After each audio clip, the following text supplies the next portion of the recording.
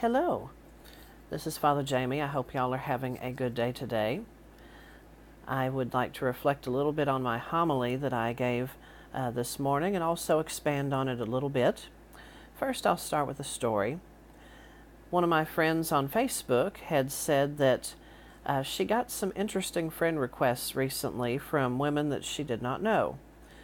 And she looked up their profiles and discovered the only thing that they had in common was that the one mutual friend they had was her ex-boyfriend.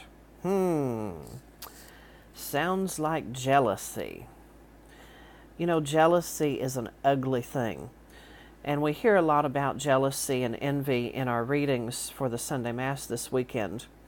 We hear in the first reading from the Book of Wisdom how the main speaker in that particular text is talking about, getting rid of this righteous person who is calling them out on all these things, and so this group thinks this person should be killed, and if God is really with him, he'll take care of him. And they're insulted by this person, calling them out on their wrongdoing. And obviously, that is Jesus they are talking about. And in our second reading, we hear St. James talking about jealousy and envy, causing conflict, and nothing good can come out of that. And then in the Gospel, we hear Jesus calling out the apostles as they're arguing over who is the greatest, and how they're envious and jealous of each other because they all want to be top dog, And Jesus humbles them by putting a child in their midst and saying, whoever receives this child receives me, and not me, but the one who sent me.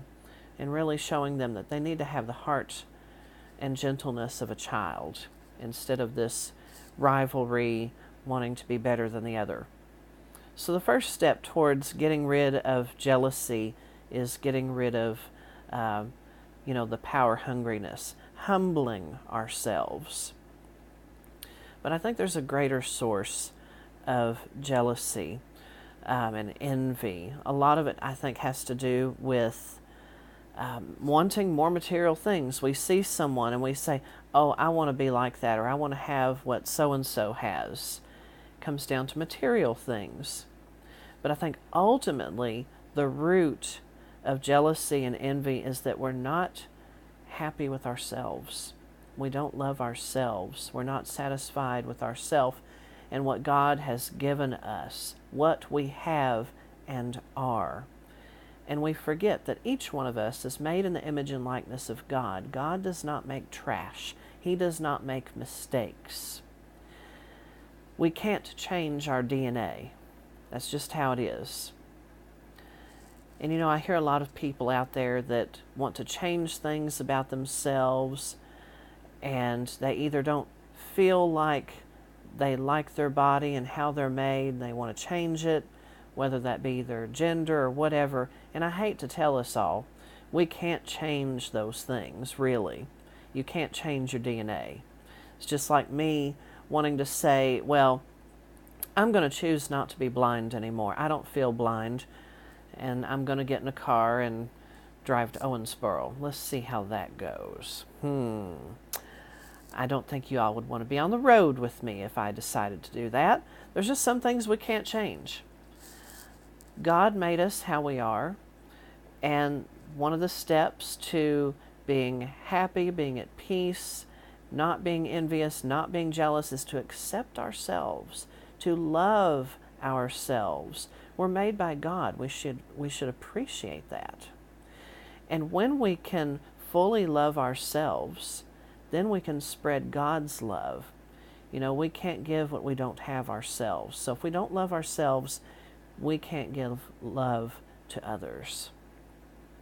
So may we do our best to accept ourselves, to spread the love that God has given us. Don't let others ruin your happiness.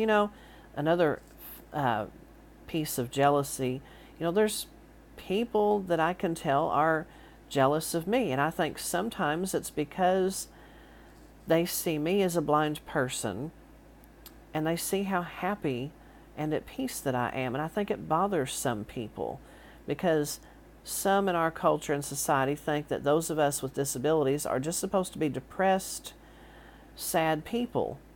We don't have to be. We can love this beautiful world that we live in, accept it, accept ourselves, and be just fine.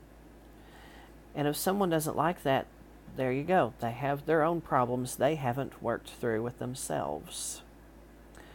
Don't let people ruin your happiness because they're jealous of you. They have to work out their own issues.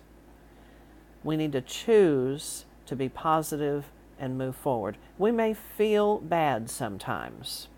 There's days where I feel bad. But you know what? It comes down to a choice.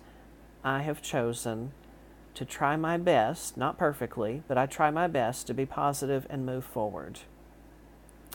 You know, love is not just about feelings. Choosing to be positive is not just about feelings. You married couples know this. There's days where you don't like your spouse. It doesn't feel good to be in married life sometimes, but you choose to stick with it. You choose to love. Just like I choose priesthood every day. And sometimes it doesn't always feel good, especially with the scandals going on. But I'm choosing to make the best of it, to trust God, to accept things as they are, and try my best to positively move forward. If we can do that, we can change the world for the better. So I challenge all of us, myself included, because I fall short sometimes too. May we accept ourselves, accept where we are in life, and even if we feel bad sometimes, choose to be positive. Choose to love and to carry Christ's love to the whole world. Amen. God bless you.